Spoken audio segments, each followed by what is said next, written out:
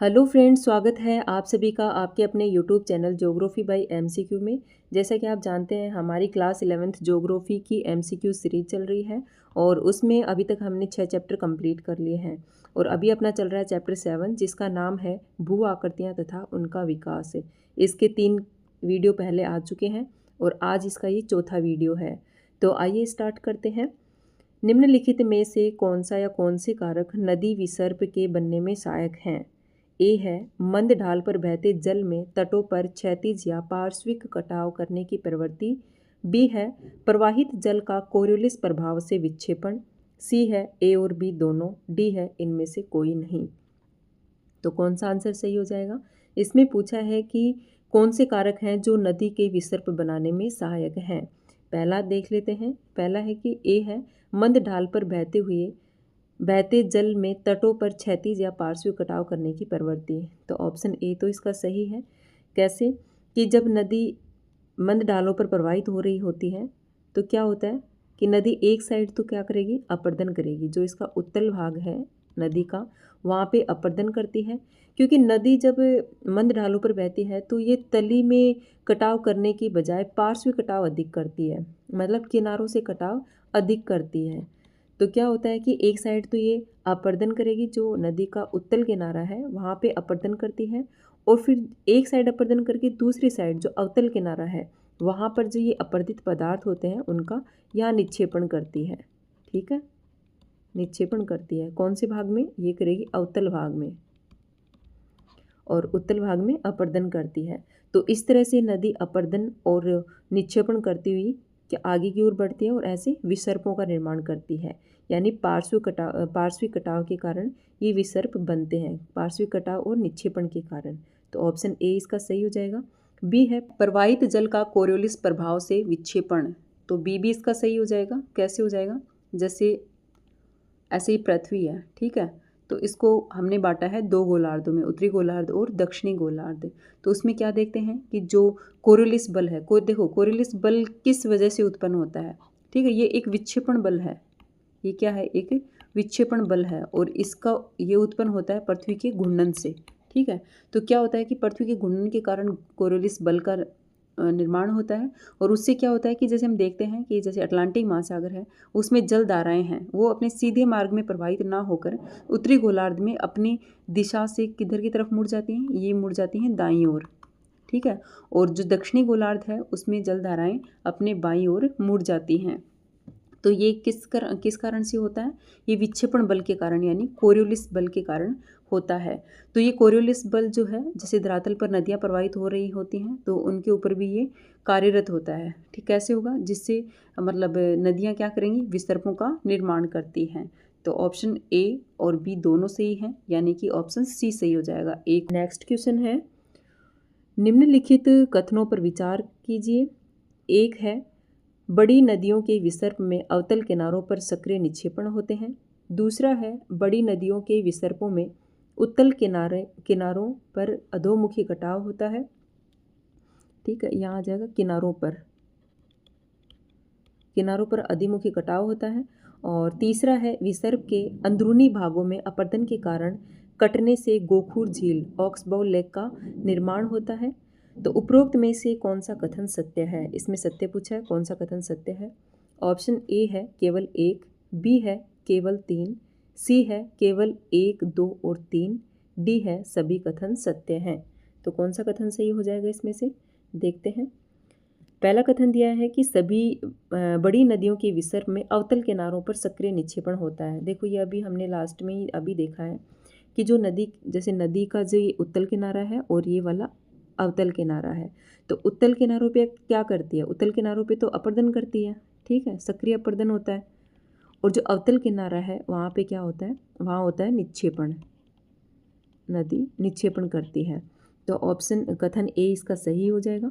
दूसरा है बड़ी नदियों के विसर्पों में उत्तल किनारों पर अधोमुखी कटाव होता है, ये हमने देख लिया। तो कथन 2 भी इसका सही हो जाएगा। तीसरा है कि विसर्प के अंदरूनी भागों में अपर्दन के कारण कटने से गोखूर झील का निर्माण होता है। तो कैसे होता है गोखूर झील का निर्माण? तो ऑप्शन कथन 3 भी इसका सही है। देखो क्या होता है, जब नदी प्रवाहित हो रही होती है तो अपरदन और निक्षेपण के कारण ऐसे विसर्पों का निर्माण तो करती है। और साथ ही साथ में क्या होता है कि जो मतलब नदी के ये दोनों किनारे हैं, कभी कभी क्या होता है कि ये जो नदी के दोनों किनारे हैं वो अपरदन के कारण धीरे धीरे इतने पास आ जाते हैं कि इनके बीच का बहुत थोड़ा भाग रह जाता है। ठीक है। उससे क्या होता है कि जब नदी में पानी का प्रवाह तेज होता है, यानी जब नदी में बाढ़ आती है तो नदी जो विसर्प वाला भाग है इसको यहाँ से कट कर देती है और ऐसे अपने थोड़े सीधे से मार्ग पे बहने लगती है, जिससे क्या होता है कि ये जो विसर्प है कटकर अलग हो जाता है और उससे एक झील का निर्माण होता है। उसको कहा जाता है गोखुर झील, ऑक्सबो लेक या छाड़न झील भी इसको कहते हैं। ठीक है। और कल के क्वेश्चन में हमने देखा था कि विसर्प रोधिकाएँ क्या हैं।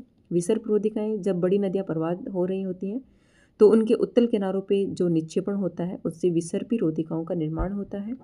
तो आपको ये अच्छे से समझ में आ गया होगा कि छाड़न झील, गोखुर झील क्या है, विसर्पी रोधिकाएँ क्या है। ठीक है।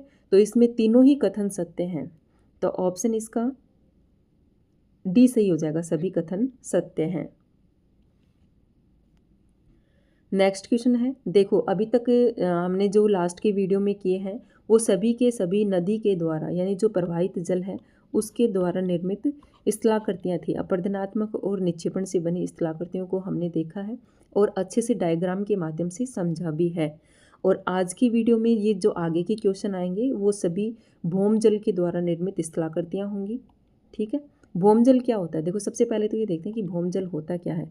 भौम जल का मतलब होता है कि जो पृथ्वी की सतह पे प्रवाहित ना होकर पृथ्वी के अंदर प्रवाहित हो रहता है, मतलब पृथ्वी की सतह पे हमें ये जल दिखाई नहीं देता है, ये अंदर की तरफ प्रवाहित हो रहता है। ठीक है, उसको कहा जाता है भौम जल।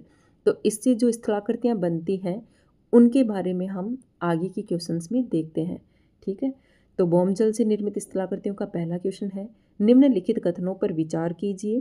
पहला कथन है, भौम जल का कार्य सभी प्रकार की चट्टानों में समान रूप से देखा जा सकता है। दूसरा कथन है, चूना पत्थर और डोलोमाइट चट्टानों में भौम जल का प्रभाव अधिक होता है। उपरोक्त में से कौन सा या कौन से कथन सत्य हैं, इसमें सत्य पूछा है। ऑप्शन ए है केवल कथन एक सही है, बी है केवल कथन दो सही है, सी है दोनों कथन सही है, डी है दोनों कथन गलत हैं।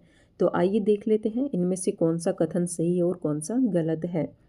जैसे पहला कथन दिया है कि भौम जल का कार्य सभी प्रकार की चट्टानों में समान रूप से देखा जा सकता है, तो ये वाला गलत हो जाएगा क्योंकि भौम जल का कार्य सभी प्रकार की चट्टानों में नहीं देखा जा सकता। ठीक है, ये कुछ विशेष प्रकार की चट्टानों में ही कार्यरत रहता है, ना कि सभी प्रकार की चट्टानों में। तो पहला इसका कथन गलत हो जाएगा। दूसरा है, चूना प्रधान और डोलोमाइट चट्टानों में भौम जल का प्रभाव अधिक होता है, तो कथन दो सही हो जाएगा। जो भौम जल है वो सिर्फ और सिर्फ चूना प्रधान और जो डोलोमाइट चट्टानें होती हैं उन्हीं में प्रभावशील होता है। तो ऑप्शन इसमें पूछा सत्य कथन कौन सा है, तो ऑप्शन बी सही हो जाएगा, केवल कथन दो सही है। नेक्स्ट क्वेश्चन है, भौम जल द्वारा चट्टानों पर की जाने वाली प्रमुख रासायनिक प्रक्रियाएं कौन सी हैं। ए है अपक्षय और अपरदन, बी है घूलीकरण और अवक्षेपण, सी है निक्षेपण और संचयन, डी है अपघटन और क्षरण। तो कौन सा आंसर सही हो जाएगा इसमें पूछा है कि भौम जल के द्वारा चट्टानों पर की जाने वाली प्रमुख रासायनिक क्रियाएं कौन सी हैं। ठीक है, तो रासायनिक क्रियाएं कौन सी हो जाएंगी, देखो रासायनिक इसमें जो भौम जल है उसमें सिर्फ और सिर्फ रासायनिक प्रक्रियाएं ही क्रियाशील होती हैं, जो यांत्रिक और या फिर भौतिक प्रक्रियाएं होती हैं वो क्रियाशील नहीं होती हैं। ठीक है, तो इसमें कौन सा सही हो जाएगा, अपक्षय और अपरदन में क्या आ जाएगा, ये तो भौतिक प्रक्रियाएं हैं, तो ऑप्शन ए तो इसका गलत हो जाएगा। बी है घूलीकरण और अवक्षेपण, तो ये रासायनिक प्रक्रियाएं हैं। ठीक है, घूलीकरण और अवक्षेपण, तो ऑप्शन बी सही हो जाएगा इसका। ठीक है, कैसे होता है देखो, जो रासायनिक प्रक्रियाएं कैसे कार्यरत होती हैं इन चट्टानों पर, जैसे हमने लास्ट के क्वेश्चन में देखा है कि जो भौम जल है वो कौन सी चट्टानों पर ज़्यादा प्रभावशील होता है, ये होता है चूना प्रधान या फिर डोलोमाइट चट्टानों पर, डोलोमाइट चट्टानों पर। ठीक है, क्या होता है कि जब पानी धरातल पे बह रहा होता है तो जो ये डोलोमाइट चट्टानें होती हैं ये वीक रॉक्स होती हैं। ठीक है, कमज़ोर चट्टानें होती हैं, तो इनमें क्या होता है कि बीच बीच में ऐसे क्रैक्स बने हुए होते हैं, यानी दरारें, इनमें दरारें होती हैं, या ये जॉइंट्स होते हैं, ठीक है। तो क्या होता है कि जब पानी सतह पर प्रवाहित हो रहा होता है, जैसे ही यहाँ चूना प्रधान चट्टानें होंगी, चूना चट्टान इनको बोलेंगे लाइमस्टोन, ठीक है, लाइमस्टोन, ठीक है। तो जैसे ही पानी लाइमस्टोन के संपर्क में आता है तो क्या होता है कि यहाँ पे घोलन क्रिया शुरू हो जाती है, ठीक है। ये यहाँ पर इस सतह को घोलना शुरू करता है और जो घुले हुए पदार्थ हैं उनको जो है अपने साथ प्रवाहित करना शुरू कर देता है। तो क्या होता है कि जो जल पहले बाहर हमें दिखाई दे रहा था, यानी कोई छोटी नदी या कोई बड़ी नदी जो भी है, नदी यहाँ प्रवाहित हो रही होती है, तो वो यहाँ से घोलन क्रिया के द्वारा अंदर रिसना शुरू कर देती है, ठीक है। तो हमें सतह के ऊपर दिखाई नहीं देती, तो यहाँ दरारों से पानी नीचे बहने लगता है और जो घुले हुए पदार्थ हैं उनको भी ये पानी अपने साथ प्रवाहित करता रहता है। तो यहाँ क्या होता है कि धीरे धीरे जो है अंदर की तरफ भी और भी अपरदनात्मक और निक्षेपण से स्थलाकृतियाँ बनती हैं, उनको हम आगे के क्वेश्चन में देखेंगे। देखो यहाँ रासायनिक प्रक्रिया के द्वारा घुलीकरण कैसे होता है, मैं थोड़ा सा मतलब बता देती हूँ कि क्या होता है कि जब H2 यानी जब जल CO2 के संपर्क में आता है तो क्या बनाता है, ये बनाता है H2CO3, यानी इसको बोलेंगे कार्बनिक एसिड, ठीक है, कार्बनिक एसिड। तो कार्बनिक एसिड का निर्माण होता है, ठीक है। और जब ये कार्बनिक एसिड कैल्शियम कार्बोनेट यानी चूना क्या है, ये कैल्शियम कार्बोनेट ही तो है, CaCO3, ठीक है। तो जो कार्बनिक एसिड है वो CaCO3 यानी चूना चट्टाने हैं, चूना पत्थर है, उसके संपर्क में आता है तो क्या होता है उस समय इन जो लाइमस्टोन है उनमें घुलन की प्रक्रिया शुरू हो जाती है, यानी इसमें केमिकल वेदरिंग स्टार्ट हो जाती है, तो जिससे ये चट्टानें घुलना शुरू कर देती हैं। तो जो ये प्रक्रिया है कार्बनिक एसिड बनने की प्रक्रिया, इसको क्या कहा जाता है, इसको कहा जाता है कार्बोनेशन की प्रक्रिया, कार्बोनेशन की क्रिया कहते हैं, ठीक है, कार्बोनेशन की क्रिया। तो ये थोड़ा सा आपको समझ में आ गया होगा कि रासायनिक प्रक्रियाओं के द्वारा घुलीकरण की और अवक्षेपण की प्रक्रियाएं कैसे होती हैं।